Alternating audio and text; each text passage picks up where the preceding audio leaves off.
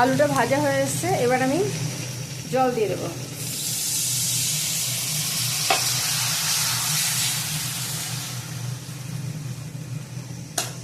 এবার আমি ওটা ঢাকনা দিয়ে সিদ্ধ হতে দেবো।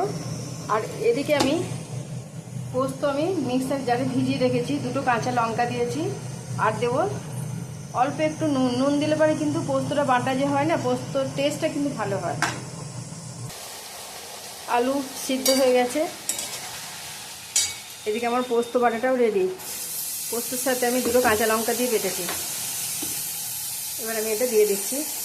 প্রথমে আমি সর্ষে তেল দিয়ে, তেলের পরিমাণটা আপনারা যে যেমন খাবেন, অনেকে অনেক বেশি তেল খায়, আমি একটু কম তেলের মধ্যে আমি রান্না করতে পছন্দ করি। তো তেলটা একটু গরম হয়ে যাওয়ার পর পেঁয়াজ দিয়েছিলাম 1 মুঠো, মোটামুটি মাঝারি সাইজের একটা, আর 3টে আলু দিয়েছিলাম। এবার আলুটা ডুমো ডুমো করে কেটে তারপর আমি ভালো করে ভেজে নিয়েছিলাম। নুন দিয়ে আমি পোস্তটাকে তারপর কষিয়ে নিয়ে জল দিয়েছিলাম। তো হয়ে যাওয়ার পর আমি পোস্ত বাটা দিয়ে দিলাম। এবার মিক্সি জারটা ধুয়ে একটু জল দিয়ে দেবো, তারপর সর্ষে তেল দিয়ে নামিয়ে নেব। তো পোস্ত রেডি। এবার আমি একটু সর্ষে তেল দিয়ে দেবো উপর থেকে।